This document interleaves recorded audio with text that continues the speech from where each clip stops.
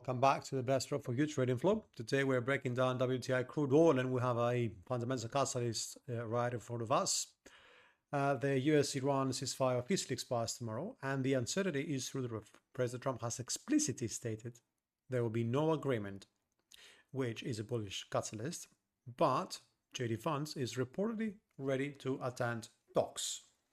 If Truce expires without an extension, then it would support the scenario that we are looking,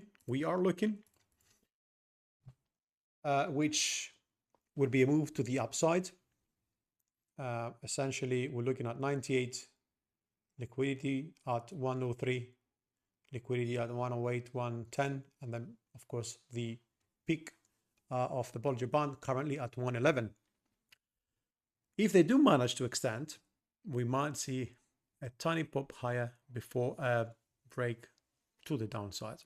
So the fundamentals are setting the trap and we have to look at the charts to see how we're going to trade it. On the daily, we do see an inside candle. As I said, we do see a rejection at the bottom over here around the 80, just below the 80.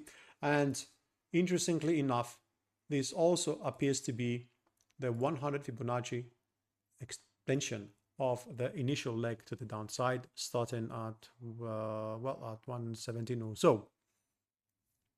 So for the bulls to take control, we need to reclaim that gap, which sits at 91.50. Okay, this is the gap over here that we're looking at.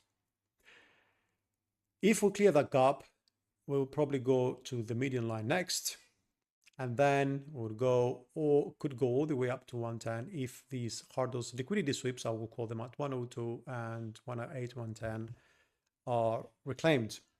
We do have, of course, the psychological level, the triple digits.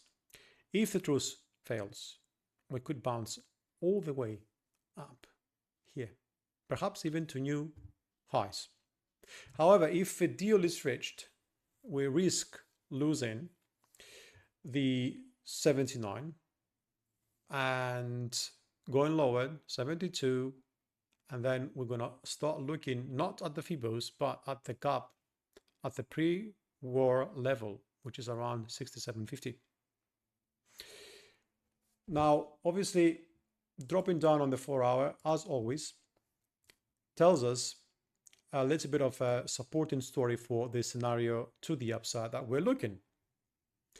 We have a 4-hour close above 88.50. We will probably have a 4-hour close, which means there would be a higher chance that we revisit the 38.2 Fibo, which appears to be exactly at the same level at the upper Bollinger Band currently, and the previous rejection high over here. So we could go here in the next few hours, overnight, or even up until tomorrow morning. But that would probably be a double top. Now, what happens from there? We go back here, we get an inverse head and shoulders and move higher. Or we are going to slide lower. It's probably going to depend on geopolitics rather than anything else. And since we are also crossing above the 50 RSI, this is an important development to pay attention to for the day. Down on the 1 hour, because we always like to do our MTF analysis, multi-time frame analysis, we are seeing conflicting signals that there is actually a breakout to the upside currently. Look at the Bollinger Bands, how contested they are.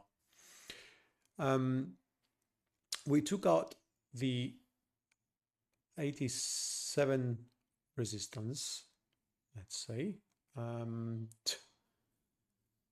We are back in higher territory. More importantly, there is the 1 hour gap here that is sitting around 93, which increases the chances of price magnetically putting up to retest that level today.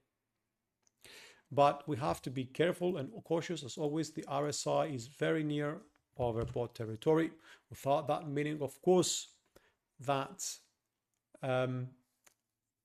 this upside cannot continue.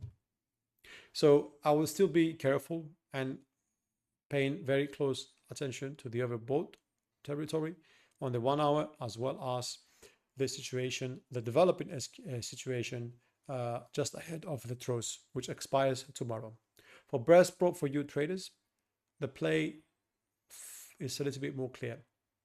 We are leaning to the upside today, long, targeting the 93 gap and perhaps the 95.50, which is the Fibonacci cluster that we saw on the 4-hour chart over here.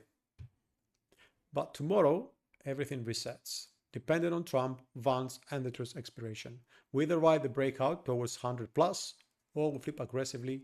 Well, I don't want to use that word, or we flip short, targeting the lower territories. 79 is the first level to take into consideration, and then we'll go with 70 to 75, and the pre-gap were level of 68. Trade the levels today, but be ready to pivot tomorrow.